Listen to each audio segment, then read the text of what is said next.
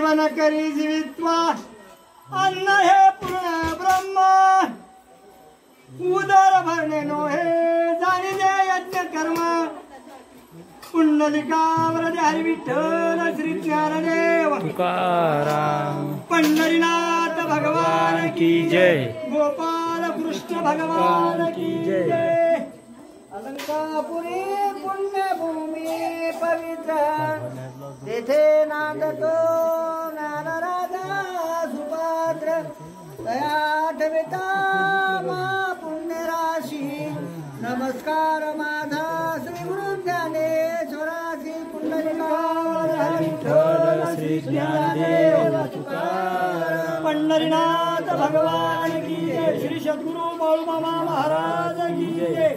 हे बाळूमामाचं कार्य म्हणजे असं आहे माबाप होईल तेवढं अन्नदान कराव होईल तेवढं श्रमदान कराव होईल तेवढं परोपकार कराव। कोणता परोपकार करा अन्नासाठी परोपकार करा दुःखामध्ये कोणाच्या सामील व्हा नव्हे अरे ज्या ठिकाणी मामाच्या कार्यामध्ये जिथं जिथं तुम्हाला काय काम दिसतंय ते मनानं करा मायबाप का जन परोपकार नाही केले जे दुसऱ्याच्या कामामध्ये स्वाधीन नाही झाला त्याचं कार्य काय होतं एवढं सांगतो आणि माझी सेवा पूर्ण करतो मायबाप।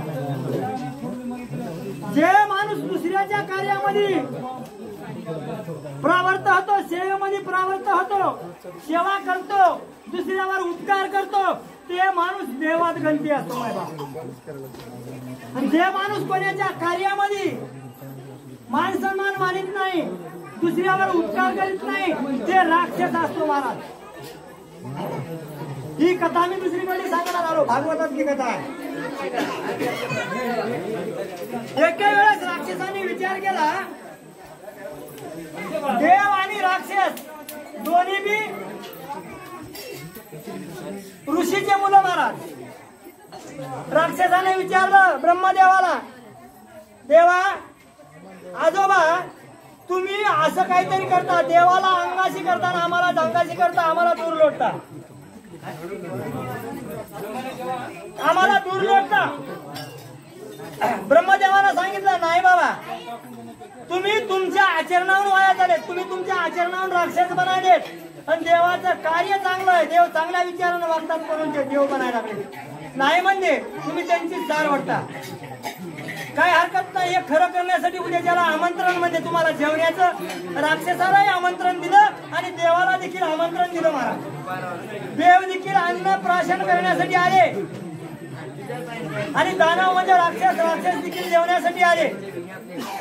ब्रह्मदेवाने स्वयंपाक केला पंक्ती बसले ऐका मायबाप बोलू नका ऐका आणि ऐका वाटत नसेल तर मी माझंच बंद करतो। ब्रह्मदेवाने पंगत वाढायला सुरुवात केली म्हणजे अन्न सेवन करायचंय देवालाही आमंत्रण दिलं दानवालाही आमंत्रण दिलं।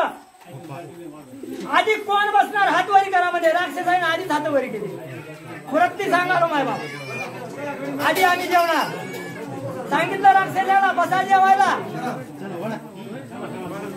राक्षस जेवाय बसले मायबाप।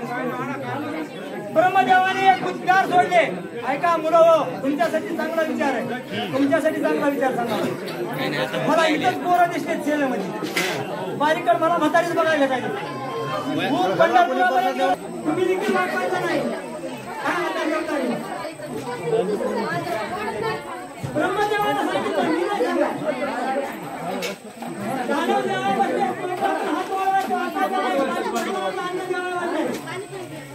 सांगितलं आजोबाला ब्रह्मदेवाला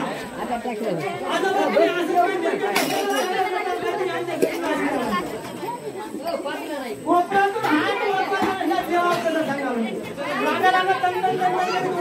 काही जेव्हा गेले पोट भरलं नाही बाबा देवाच्या पंक्ती बसी द्या पर उपकार सांगालो केल्याच्या नंतर माणूस स्वतः चांगला राहतो। देवा जेव्हा बसल्या देवाला पंगत बसाय सांगितलं आणि देवाला देखील सांगितलं कोपऱ्यातून हात वापरायचा नाही। देवाला सांगितलं काय हरकत नाही पात्र चिटकून वाढा एकूण एकाला पात्र चिटकून वाढले मायबाप। ऐका गयाळ साहेब हो गयाळ ऐका म्हणालो इकडे देवाला सांगितल्याबरोबर देवाने पात्र चिटकून वाढले चिटकून अजिबात मला ढेकडाच वाढा म्हणजे काय वाढायचे ते देवानं वाढलं पात्र भरपूर पात्र देवानं सांगितलं. राक्षस तंतन करून उठून गेले, उपाशी पोटी गेले. आणि देवानं सांगितलं पात्र चिपकून वाढले महाराज, पर उपकार सांगालो. वाढणं झाल्याच्या नंतर मला सांगा. सांगितलं ब्रह्मदेवानं, श्लोक घेतला. आता आम्ही घेतला ते श्लोक घेतल्याबरोबर जेवायला सुरुवात केली महाराज. कोपऱ्यात हात वाकवायचा नाही. कसं जेवता आता तुम्ही? पुढल्या पात्रावर, ज्याच्या पात्रावर वाढलंय त्याच्याच पात्रावर घ्यायचं, त्याच्याच तोंडात घालायचं महाराज. पण पुढल्या इकडल्यानं काय करायचं, मोरलं वाढलेलं आहे त्याच्याच पात्रावर घ्यायचं, त्याच्या तोंडात घालायचं. ह्याला त्याला जेव घालायचं, त्याला ह्याला जेव घालायचं. आनंदानं तृप्त झाले मायबाप. ह्यालाच म्हणतात परोपकार. अरे दुसऱ्याला जेव द्या आणि तुम्ही बी जेवा. दुसऱ्याला अन्न घाला आणि तुम्ही पण अन्न खा. तुम्ही आपल्याच पोटावर जर वडीत बसता तर राक्षस वृत्ती आणल्याशिवाय राहणार नाही आणि अधोगतीला गेल्याशिवाय राहणार नाही महाराज. पुंडलिकावर हरी विठ्ठल श्री ज्ञानदेव पंढरीनाथ भगवान की जय, कृष्ण भगवान की जय, योगीराज निवृत्तीनाथ महाराज की जय, जगुरु बाळूमामा महाराज की जय. बोला बोला बाळूमामाच्या नावानं सांग भलं, सिंगनाथाच्या नावानं सांग भलं, परगुमाईच्या नावानं सांग भलं, मुळे महाराजांच्या नावानं, सांग भलं, मामाच्या शेळ्या मेंढ्यांच्या नावानं, सांग भलं, मामाच्या कुत्र्या घोड्यांच्या नावानं, सांग भलं, मामाच्या पालखीच्या नावानं, सांग बोला भलं, बोला बाळूमामाच्या नावानं सांग भलं. बाळूमामाच्या नावाच्या वेळेस हात वरी करणं कशासाठी एवढं सांगत होतो तुम्ही. मग जेव्हा सुरू केला, ज्या वेळेस दोन्ही हात वरी करतात त्यावेळेस, ज्या वेळेस तुमच्या लेकराला घरामध्ये कोणी घेणा गेलं, चुकोर घेऊन घरातले भेडू लागले आणि बाहेरून त्याची माय आली किंवा बाप आला, ते लेकरू घरात कोणीच आली नाही म्हणून रडतच पळत येत हातवरी करते माय बाप. येतं की नाही? त्यावेळेस जसं लेकराला तुम्ही कवटाळून उचलून घेता तसं बाळूमामाला तुम्ही दोन्ही हात वर करून जर हाक मारली तर बाळूमामा तुमच्या हाके सरस धावून येतात आणि लाडक्या बाळावानी उचलून घेतात माय बाप. पुंडलिकावर हरी विठ्ठल तुकाराम तुका सोडायचा काय हरकत नाही. बोला की जय.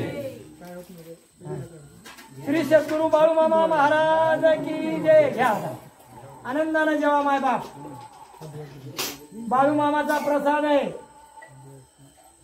मुखामध्ये घास घेत घेत जेवावं. काय सांगतो माय बाप. आता श्लोक